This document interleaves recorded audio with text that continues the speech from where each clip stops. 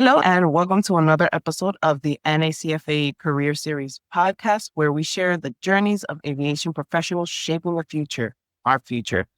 My name is Karen Perez, your host, and today I'm honored to welcome someone new whose career reflects deep technical expertise and a passion for mentorship.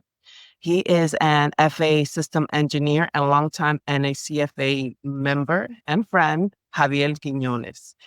Javier, you've had several roles throughout your FAA career trajectory, from being an air traffic system specialist or an ATSS to being an instructor, as well as a manager, to now being a second level support system engineer.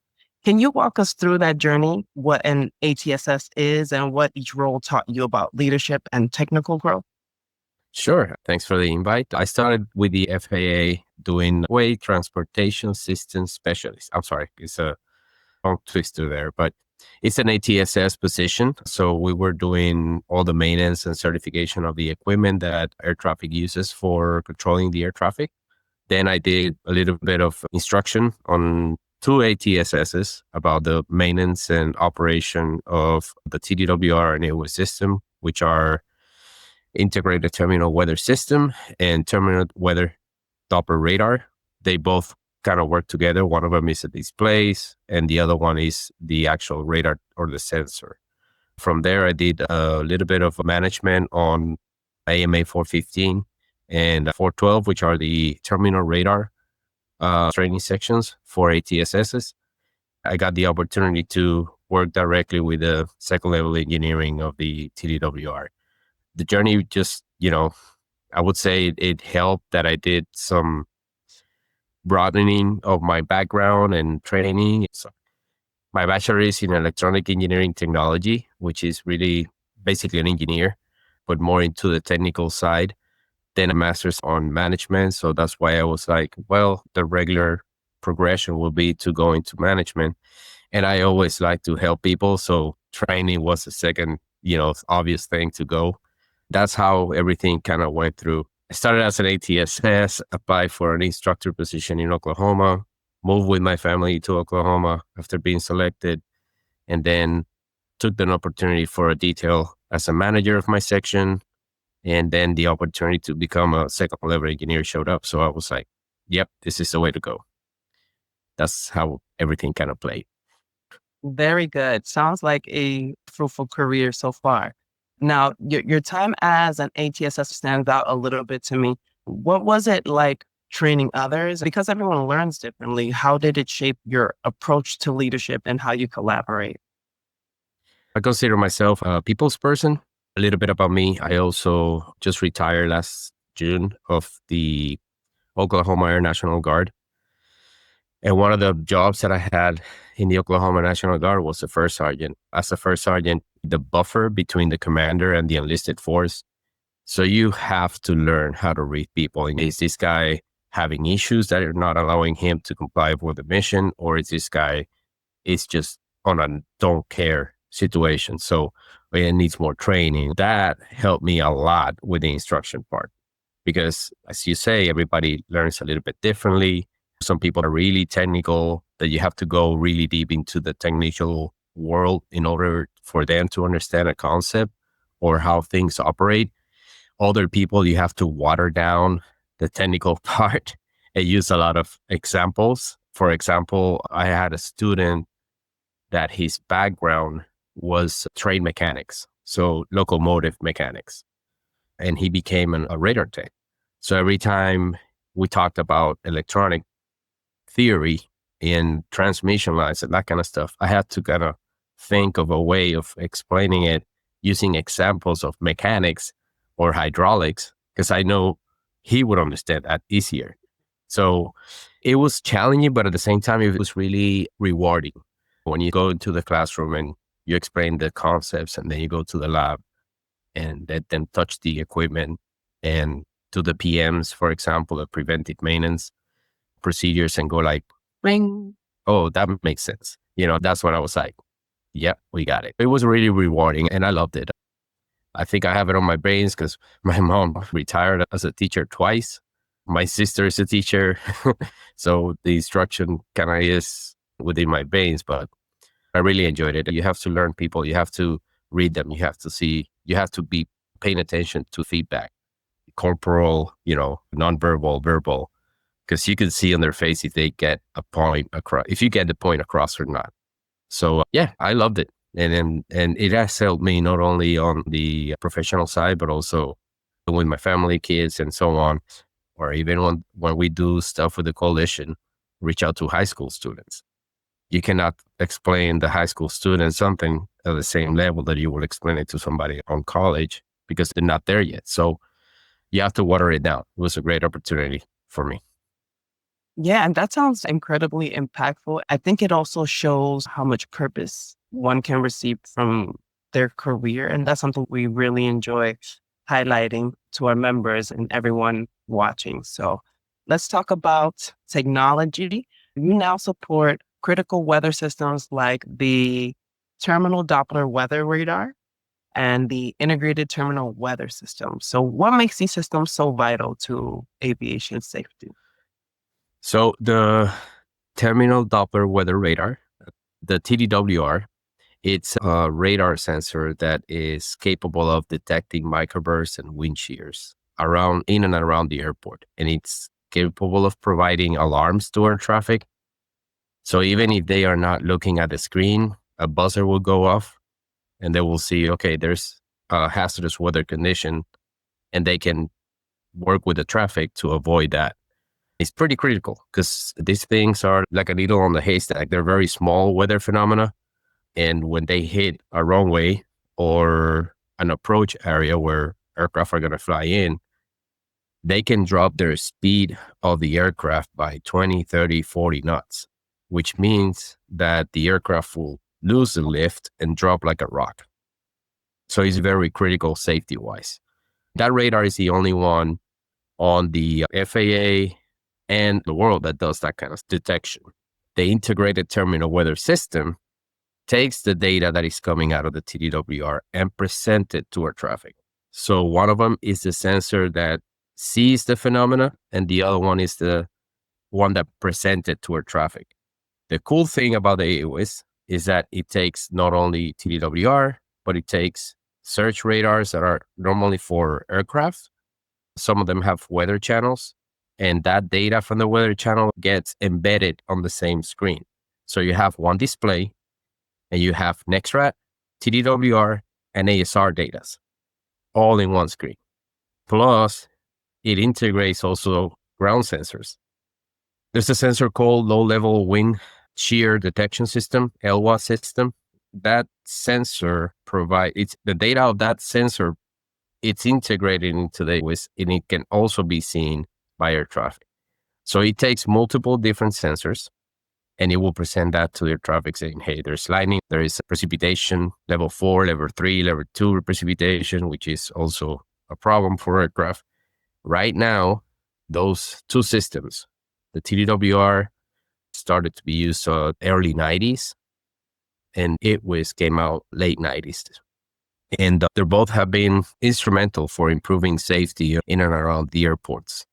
There are no current substitutions for them, and that brings the technical side of it. We are trying to get those technologies from the 80s and 90s and try to put components that are currently in use or easily accessible so we can extend the life of the systems. They started aggressively looking at new processors, new switches, new communication systems, new displays. And all that is what's going on right now with second level engineering. That's what I'm involved in the most, other than giving support to the techs out there that can find problems that are not common on the system. And, with our background and expertise, we can tell them, you need to do this, do that, and bring the system back to operation. Yeah, sounds like you have to be fluent in these two separate systems, kind of like you're fluent in two separate languages, be knowledgeable of the impact they might have on each other, as well as how both systems continue to evolve. So that's pretty complex and interesting. I want to add that the teams work next door. There's a NHCFAE team and a TDWR team in second level engineering. But we do meetings once a month all together. It's funny you mentioned that because it's true. We, at the software on the TDWR, any updates on that software has to be reflected on the software of the ITWS. Because, for example, if you have this actually came out yesterday or this week, it was published. There were some runways that got extended. They put an extra 500 feet on the runway or whatever. They extended the runways, right? So now the arenas, which are areas noted for attention for that specific airport, changed. So the alarms can happen 500 feet before they used to be. So that means that the software on the TDWR needed to be changed. But guess what? Our data is fed into the ITWS. For the ITWS to reflect the same thing, they have to update their software. Yeah. So yes, the integration of those systems is critical. It has to happen in order for the system's upgrades and updates to be certifiable and correct. It's another teamwork type of work. So it's pretty awesome. Amazing. Yeah. Now, through all these roles, how has the Hispanic Coalition, the NHCFAE, played a role in your professional journey? What does being a part of this community mean to you? First of all, it's a familia, right? It's a family. I love the term. We all have similar backgrounds, similar roots. So that unifies us. That's the number one thing. We have strong roots and we are proud of them. The second thing is networking. What I mean with that is, like Karen, you're a scientist, right? Literally. So who thought I was going to meet such a wonderful rocket scientist, right? That networking is awesome. You make really good relationships, good friendships. And number three will be the training. Every conference, we have spectacular people coming up on every professional aspect you can think. Building your brand, how to sell yourself, how to do public speaking, how to get involved, and the scholarships. That will be the fourth one, the perks, right? You have scholarships for students. If you're a member, you can use those scholarships to continue your education. Your kids can apply as well. You're bringing that to the community, spreading it to your local area. We have chapters everywhere, all the way, all across the nation. So that reach, for me, it's critical and it's really important. That's what the coalition brings. That's what we do and we're passionate. We love it. I know you love it. We have plenty of conversations and it's just, like I said, with the students, when the light bulb goes on, same thing happens when I go to a high school and talk about aviation careers. And because a lot of people, we have to be honest, a lot of people think aviation careers are stewardess, right? Flight attendants and pilots. They don't even know that air traffic exists. So once you start talking about, there's a huge regulation tree behind that. There's inspectors, there's medics, there's doctors. The broadness of what the aviation careers is huge. Once you bring that to the table, they say, wait a minute, I can be a doctor and work with planes? And then you go like, yep, you can. So that light bulb, for me, that's the key. That's the key. Yeah. And one thing that you said about us being a familia reminded me of the quote, you become the average of who you surround yourself with. I think the organization being a platform for so many different people with different careers coming together really emphasizes the quality talent we have and our capability as a community to aspire to greatness and pull up those coming up behind us. I think you hit the nail on the head. This is not only a community, but we're not only inspiring others to be greater, but we're redefining what success is by moving the average. We become the average of who we surround ourselves with. We're moving the average a little higher each time, just with every interaction. I love that. We become better. We help each other be better. It's a win-win situation for everybody. Love it. Finally, what advice would you give to those aspiring to grow their careers in engineering or in technical operation? Take risks. That's one of the keys. In the technical world, the agency, the Air Force is the same. You have to take risks. There's a project to do. I know a little bit of it, but I know which teammates I need to pull in or touch bases with to get it done. Take the baton. do it. Be honest. If you get to that wall, you go like, I know up to here, I'm not really an expert from this point on. Raise your hand and ask for help. That's, for me, there's number one. You have to be honest with people and you have to be honest with yourself. If you feel like you're not bringing it to the team, giving to the team, it's okay to say, hey, I'm going to take a break. I'm going to pass a baton. I need to get somebody, identify somebody to pass a baton to. I have done that, and let them take over and help them. That way you can bring continuity with everything, right? If you're in tech ops, in any career, you need to take risks. I mean, I was an ATSS, a technician in Puerto Rico, and I moved with my whole family to Oklahoma, the middle of nowhere, right? And people were thinking, I even said, I don't like Oklahoma. And then I moved with my family to Oklahoma just to expand my professional career. And once I got here, now I can't go anywhere. I got so used to the layback, the small town feeling, the thunder. Now I can't go to big cities and I'm like, get cringy, Yeah. because I got so used to this small town feeling. And I would never experience that if I would have stayed in Puerto Rico. So take risks, be bold, and always remember the people around you, the people behind you, when you're dealing with the people in front of you. I have a quote I use all the time. I prefer to go to the grave with the respect of the people that I lead than to go to the grave with the respect of the people that I follow. What that means is that if you take care of the people that you are leading, that is a lot more important than just following blindly what your leadership tells you.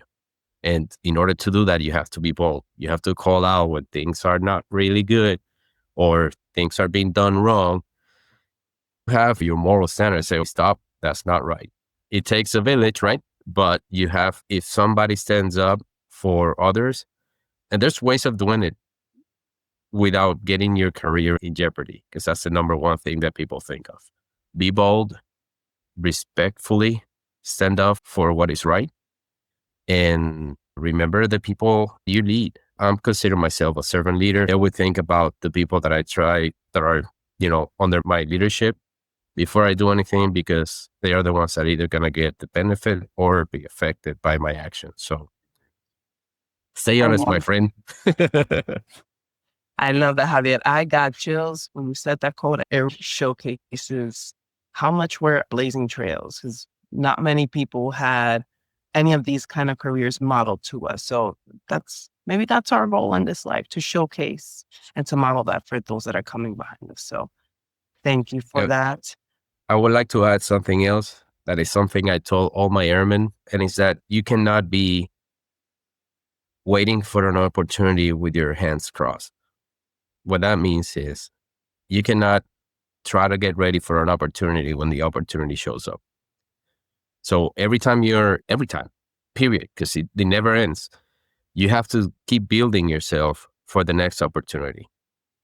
And that might be becoming an instructor, a manager, second level engineering, or a sergeant. You have to look at what's the next step, what I'm required to have in my folder, what tools I need to get there, and just mark them, get them done. Because when the opportunity shows up, the opportunity is not going to wait for you. It's going to be like, okay, here's the opportunity. You're not ready? See ya. Yeah. And you will have to keep on top of your things, because nobody's going to take care of your things other than you. I love that. I think along the lines of redefining what success is, we have to also define how we get there and how we prepare ourselves and show that we are more than qualified to support our communities, to support these aviation roles that are safety critical and give us a real sense of purpose. That's amazing, Javier. So, Javier, thank you for sharing your story and for all that you do to support the aviation community.